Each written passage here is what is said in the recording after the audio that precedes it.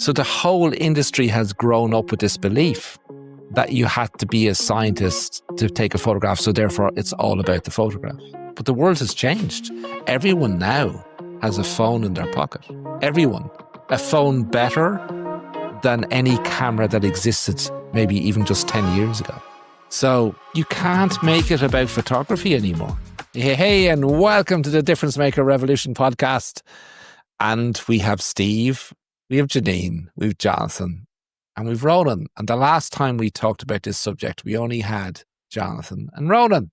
So we said we need to revisit it again as a totality, just so you guys can see that at the Difference Maker Revolution, we are united behind what we believe.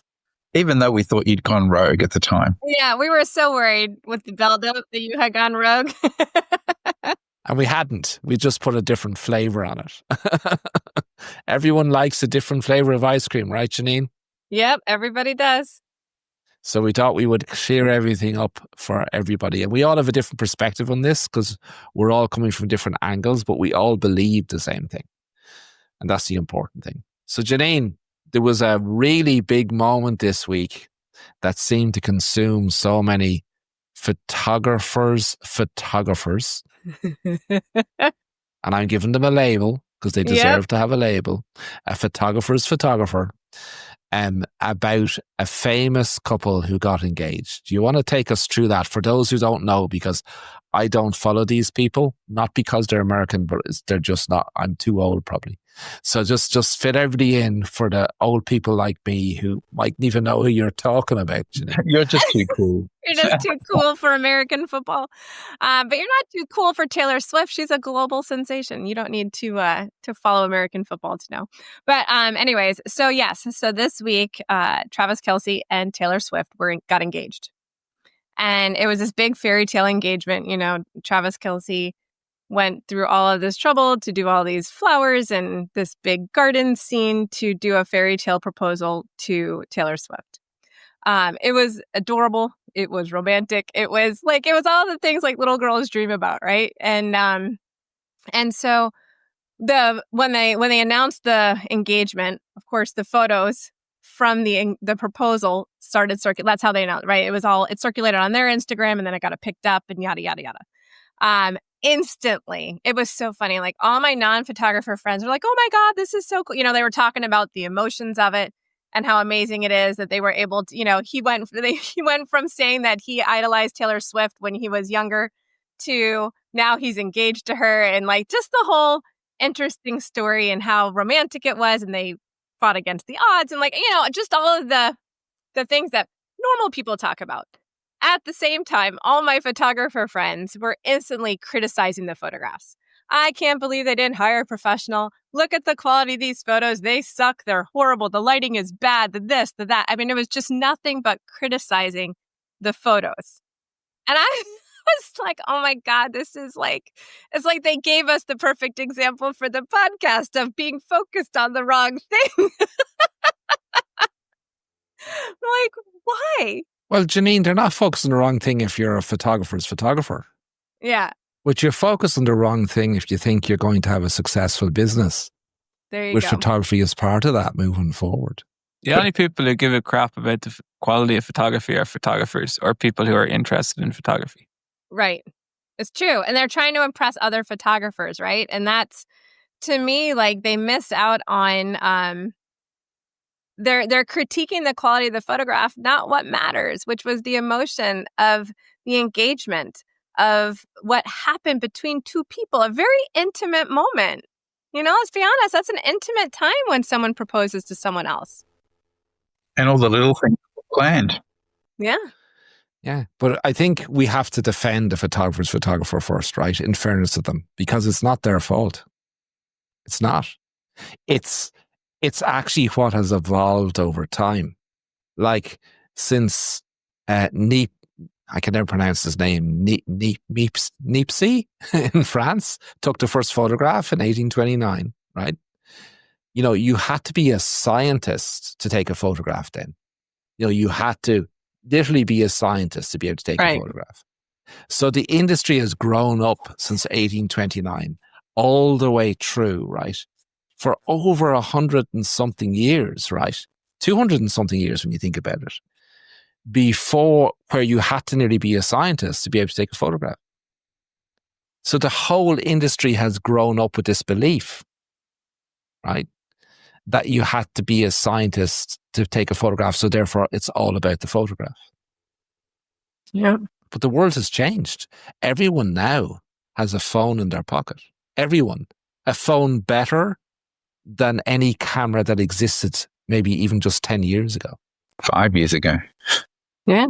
So, Well, and so you can't make it about photography anymore. you can't, because and if you look at this case in particular, but in all cases, honestly, we're not creating photos for our clients to win awards. You know? And who wouldn't want to be the one that won the award, having Taylor Getting Taylor Swift's engagement, right? But that's not what that wasn't what they were created for. They weren't created to win an award. They were created for Travis and Taylor, right? You know, it was for them. It was authentically them.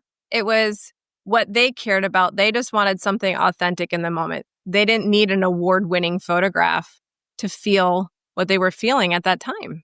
But our clients tell us the same things. They don't necessarily pick the ones that could win an award or Right. that were technically perfect. They pick the ones that we least expect because we think that they want technically perfect, but they'll pick the one that's slightly out of focus, or you know, the one that we almost deleted and didn't show them, and it ends up being their favorite photo because somehow emotionally, They're connected to it. yeah, it's connected. It's connecting them to something that's important, something that matters to them. When a client feels the emotion of that photo, sometimes you can say I can smell or I can hear or I can feel that photo. That's what it is. I've taken photos where the baby's like this or doing something crazy. And the mom's like, I can feel her in that moment. You can feel it. They're connected to it. Would it ever be something you'd hang in a portfolio? Would it be something that you would win an award with? Absolutely not. But if the mom is connected to it, if she feels that photo and to her it's everything that her child is, that's the difference. It's not about the perfection. Jeanine, I think it goes beyond that. I think it's bringing something to life and giving somebody something forever. So they're no longer looking at a photo. They're looking at that unique quality in that child. And I think when the clients see past the photo, past the ink, past the paper, past all of the imperfections that, would come up in a critique, and that person that they love is now alive for them, and they're seeing those qualities, that's what they're falling in love with. That's what they value. Well, and it's interesting you said that, Steve, because I just wrote this email yesterday. It's like you were in my brain. Grandparents' Day is coming up next weekend. He was in my brain. Grandparents' Day is coming up next weekend here in the U.S. And so I've been putting together my emails to my clients about Grandparents' Day. And the photo I picked to tell the story for the email was one of my dad and James, not in the studio, not taken with all my professional gear. It is one of my dad leaning back on the couch. And James, it was when he was a baby, was sitting right here playing with my dad's beard. And they're both locked into each other and laughing. And my dad has since passed. They weren't looking at the camera. They weren't looking at the camera, Steve. They were engaged looking at each other. When I look at that photo, I still tear up because I remember my dad. I can hear his laugh. He has passed away since. That photo is one of the ones that lives on. It makes my dad lives on for me in that connection that I see him have with James. It's on a couch. It's not in the studio. It's not perfect lighting, even though I tried to add some vignetting to it to make it a little bit better, because I am still a photographer. But it's the connection that he had with James. And it makes him, like you just said it. It made him live on. He still lives on in that photograph for me. And for James when he gets older. That's priceless, Jeanine. It's not just that connection that your dad had with James. It's also James's connection in that moment too, and how they've locked in and sharing something special, and it brings it to life. And so what you're really saying is that there's more than one sense that is engaged or brought to life. It's not just sight. It brings in a feeling. You could hear your dad, and so it's something that brings in multiple senses, and makes you feel something and remember something and hold on to that forever. And when we do that, like, what's the value of that photo? Yeah.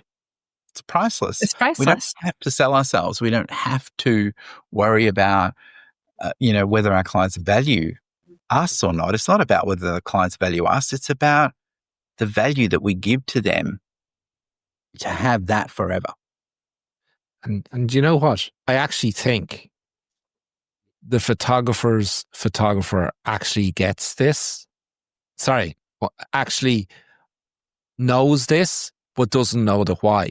Because I don't know how many, Jeanine, you've been there, Steve, you've been there. Jonathan, I don't know if you've been there, but I don't know how many educators and photographers I have heard say, when my client cries, they buy. Right? But they don't know why the client cries. That's the problem. They're not crying because they've fallen in love with the lighting you've used, or that your photograph aligns with the 12 elements that might win you an award or get you a merit. They're falling in love with that photo because of how it makes them feel, just like you've described, Jeanine, about that photo with James and your dad, So I think deep down, every photographer knows this, but they don't know. They haven't yet realized the reason why their client cries. I'm not sure they know it deep down at all. I'm going to be the devil's advocate here. I think that they're brainwashed into believing that the only thing that matters is the quality of the photo and their style. I think most of the time when a client buys that out of focus photo, it's by complete accident that the client has seen the emotional meaning in it. Oh, that's what I'm saying. They're not guided to find it. But I think we're saying the same thing, Jonathan. What I'm saying is, I believe that the photographer's photographer, right, understands that the work they co-create with their client has to have an emotional reaction in their client for their client to see the value. So I think they understand that to some degree, but I agree with you in that that's not their approach. So when it happens, they know that the client has valued it more and has therefore seen more value and has therefore spent more money, right? But they don't understand why. It's not necessarily a deliberate, conscious effort that they're making to create that for the client and to educate the client as to all the things that need to happen in order for you as the photographer, us as a photographer, to be able to create something that is meaningful. And we know before we take the photo or as we're taking the photo, how this is going to impact that person and why we're clicking that shutter to capture something that we know is going to be meaningful. I think it happens accidentally. And it happens by chance. Sometimes there's a little bit of a mix of, we kind of knew and hoped that something would happen, but because we haven't made that the primary reason for people wanting photography or the primary reason for people wanting to invest in themselves, not in us, in themselves, then it's a chance thing. And we're not doing it with any level of conscious awareness of making it happen in every single photo that we take. So on that subject, just a hypothetical scenario. Do you believe that if someone, a difference maker, delivered a full difference maker experience from the discovery calls right through and actually took the photos with an iPhone, would that client still buy what they loved? Yes. Yes, absolutely. Because I see some difference makers using cameras that in some cases are, 10 plus years old. And in some cases, the iPhone's probably almost going to do a better job. And they've taken the focus away from, having the latest and greatest technically, advanced camera.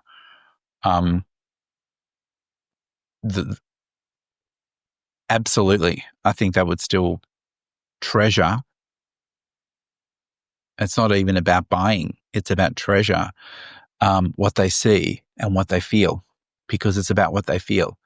And Jeanine said it, she didn't, of all the photos, and I'm sure she's got lots of photos of her dad, taken with, taken in all different environments, but she chose one that wasn't necessarily the most perfect photo, perfectly lit in a studio. So yes, I think I would. Not that I've tested it, Jono. So haven't tested it. I'll say on the photographer, I do know photographers that have tested and have gotten Tim Kelly got a perfect 100 entering a photo taken on an iPhone to an award. So I don't know if that's necessarily the path you want to go down, but it's not. And that's to say it's not the equipment that matters, right? That's the photographer talking, right? It's not the equipment that matters. It's what the composition he saw. But a lot of photographers have spent some decades, right, honing their craft, to be able to be a really honing great photographer. Honing their technical craft. Exactly. Honing their technical craft. And I think it's important to point out that that's not wasted time, right? No. That's also an important part. You have to be able to take a great photo. You have to, because it has to be second nature. It has to be something you don't think about so that you can focus on the emotional transformation and the wellness that we've been discussing. Because you have to be technically proficient where you don't think about it. Because if you have to think about it, then you can't focus on what matters. It's got to be like the operating system of your computer. It's got to be that thing that is the foundation of what you're doing, but shouldn't be in people's spaces. And what you're focused on. Yeah. Well, I mean, like, even a good example is like when the last time I bought a new camera, which was 3 years ago, it took me a year before I would use it with a client. A year. Because I didn't feel comfortable with it. I'm like, and if I have to think about my gear, I can't focus on my client. Right. So all of that technical, like you're saying, that photographers have spent so long. Just think about the fact that now they're so poised to move to the next level of what we're talking about, Ronan. They should be invigorated. They should be excited that because they spent all that time perfecting their craft, this should be easy. In theory, though, you could use the NLP strategies and tactics to teach a client to see the emotional value in the worst possible photo of all time. I mean, marketers and salespeople have told stories that a banana on a wall, because of the story they've told and attached that meaning, has sold for 100,000 or something, like a banana with duct tape or something. But isn't it just using like NLP strategies to actually allow a client to see something in something else? That's what we're actually doing. Is it? I think regardless of what you're doing, I think it's about being human, and I think. As far as NLP tactics go, it's more about replicating what humans. I think it's more about using the NLP psychology to understand how people communicate, and to be able to communicate effectively, and more importantly, listen. Because I think the one thing that most people struggle with is the art of listening and really understanding what people mean rather than what they say. And so, when we're talking about NLP tactics. Can you say what NLP means, though, by the way, because many people listening to the podcast might not have ever heard that? So neuro-linguistic programming. So it is a study of, human behavior and replicating human excellence. It's to me, it's a way, it's a pathway of, being able to understand and perfect a way of communicating, being aware of your body language, being aware of what keywords people are using, how they're describing people, being aware of people's tonality. So because tonality can completely change, the meaning of what people are saying. Because I think a lot of the times, because we've been so used to being so technical, we hear the words and think that that's what people mean. But the reality is that there's so much tied into 38% of all communication is, tonality. 55% is physiology. And so it only leaves 7% for words. And I think people take what people say, verbally. And that's why we miss so much in texts and emails and, there's no context of all those other things. And so it's more about perfecting our communication to get the brief, to understand the client, and for the client to begin to value and articulate what they value about who they are, and what is unique about them. And we see the opposite with many photographers who don't have a conversation with their clients at all, don't believe they should even understand the client, but yet say, I can tell the client's story. No, you can't. I'm sorry. No, you can't tell somebody's story if you haven't discovered something about that client, understanding the relationship, whether that's with themselves or with others. Understand what do they secretly want. Understand how this experience is going to capture that, so that when it's displayed in their home, that every single day, that emotion is going to make them feel a certain way. Well, Ronan, even authors can't tell a character story without understanding the character. They write backstories. They spend years researching their characters. Like, what is it? Tolkien did 30 years of building his characters before he actually even wrote Lord of the Rings, and it's authors have to do that. They write backstories. They understand the desires, the wants, the passions, the loves. They get into the character before they even write the story about the character. So how, as a photographer, you think that you can tell someone's story without having a conversation to learn is interesting, because even an author has to do that for a character. You know what I mean? For their characters. Well, we've been, sold on the fact that if we buy this light and this light stand and this prop, that's telling someone's story, because you can rock up and cope with any environment. And that's what we've been sold. And that's what we've been told is your ability to tell someone's story, because you can deal with any environment and any person because of that thing that you've been convinced to buy. And I know it's easy for me to talk here because I'm not a photographer. I've never had a photography business, but I've seen beneath the bonnet of many, many, many photographers and their business. I think I've sat on so many educators' programs. I've sat in the board of directors of PPA for 4 years. So I've seen a lot within our industry. I've seen a lot with a different lens. I view it with a different lens. And here's what I believe from my experience.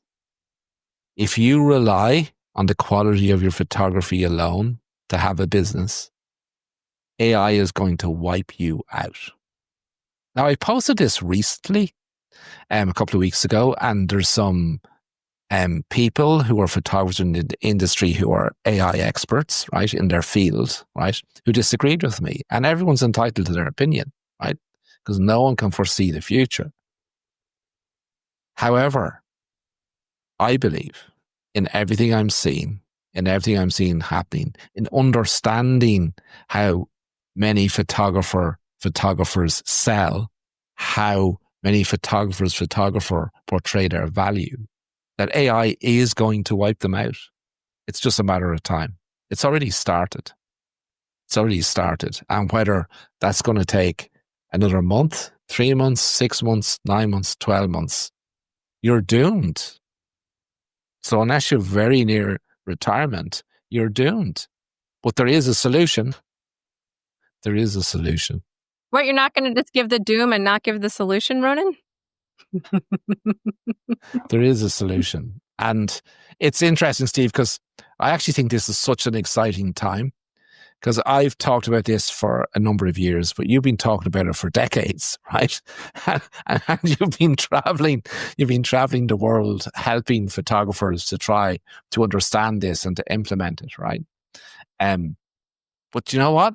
Now they've no choice, Steve. No. Well, they do have a choice. Get another job or or shift. And we see it all the time, Ronan. Maybe because I've been doing this for a lot longer, I see the differences when, even Julie this week, we ran the one of the calls explaining the discovery calls and how to how to listen and how to structure the calls. That mindset shift of asking questions and listening to the client and letting them talk about what's important to them. She made 4 bookings in one day. And she attributed that to the fact that she's now listening and not trying to convince somebody about how great she is or how her style is, great, or, have you seen my Instagram? All she did was get curious about this person that is wanting a photographic experience and ask questions and letting them talk about what's important to them and what matters to them and what are the qualities that, they see.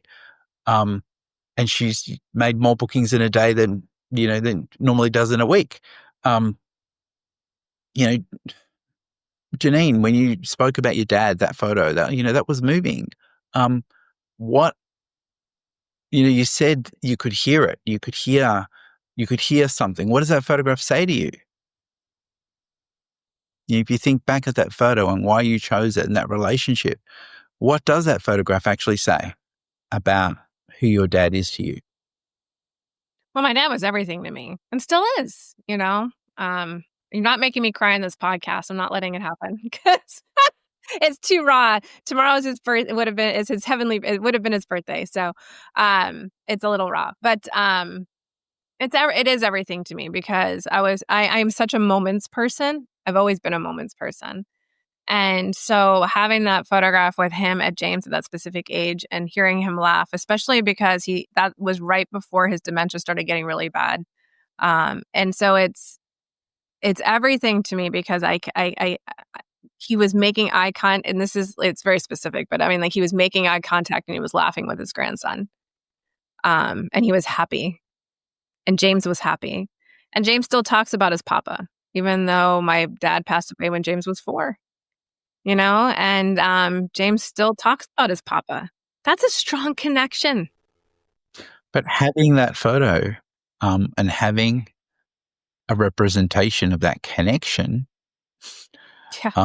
keeps it alive, and it keeps the memory. Keeps him alive. Yeah, it keeps not the memory.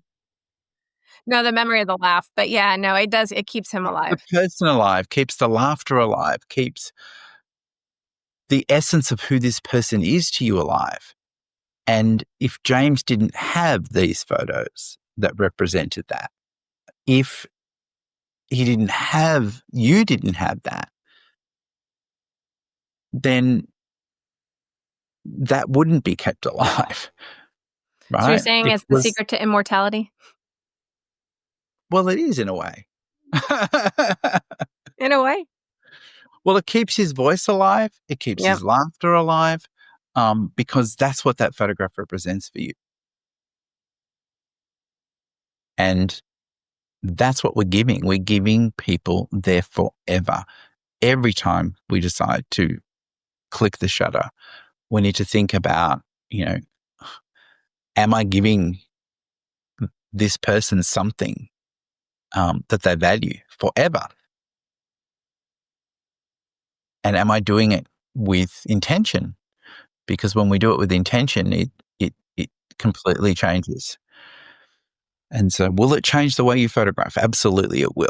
But what you will be giving is something that is so much more valuable and so much more gratifying, I suppose, for you to be able to do this. And so often we hear people come to us and say, you know, I've always thought there was something missing when it came to photography. And, you know, this is the missing piece of the puzzle that we're not taught, we're not made aware of when we decide that we, you know, are going to take this on as a business or as a career, or, you know, as somebody that gives back to the community, to humanity. That's what we're doing. And AI cannot wipe that away. So really, we're saying that it should have always have been not about the photographer and the quality of the photography. It should always have been about the client. But we got away with it for a period of time, right? I think that the quality, and it needs to be about, you know, understanding composition, understanding lighting, understanding, you know, how to make the best of an environment, and understanding how to flatter somebody through your lensmanship, through your, you know, the way, you know, you position yourself against the client. All of that, that's important, but it shouldn't be at the forefront of, you know, what you're selling. That should be the operating system. What we're really selling what we really should be providing, not even selling, providing to humanity is a way for people to celebrate something about themselves and find something, help them discover something about themselves or their family that is unique and they can treasure forever. And that's what we're doing. And so, you know, the operating system of the computer sits there, but the benefits that it gives. You know, when FaceTime first started, they weren't selling the chips and all the technical stuff that made FaceTime work. What they was, or the programming or the coding, what they were showing everybody was the fact that you can still be connected with somebody, and even though you may have to work late nights, you can still connect with your family. If you're traveling, you can still connect with the people that you love. It can give you access to people that maybe you don't get the opportunity to be in the same room with, and it brings them into your room, even though they live thousands of miles away, or kilometers, depending upon which side of the pond you're on. So what we're saying in a nutshell is, and we've had this debate internally for quite some time, and we said it in the last podcast, we truly believe when you're a difference maker, using photography to deliver your clients there forever, that we're really in the wellness space. We're really in the wellness sector. That we're going to be talking to you about this over and over and over again, because this is not just about photography. This is so much bigger than photography. But you as a photographer have the operating system, as Steve calls, so that you can concentrate 1,000,000% on your client every time, discover what their forever is going to be, and then deliver that with them by co-creating it with them. So Jonathan, tell everybody, how can we go on this journey of becoming a difference maker and transitioning from just the photographer's photographer into something that truly matters, being a difference maker photographer delivering wellness experiences? All right. So we might even put the iPhone case study to a test. But outside of that, the best way to learn how to jump into the wellness industry, which is what it's all about, is to click the link below and go to join differencemaker.com/inner circle. Join the inner circle, which is a community of thriving difference makers who are on that journey to creating a business that matters, a business that's focused on people and that's focused on their clients. And inside the community, you'll find the training, the community, the coaching calls, and all the tools you'll need to be successful. And make a difference to your clients. We'll see you on the inside. Bye, everyone. Bye, everyone.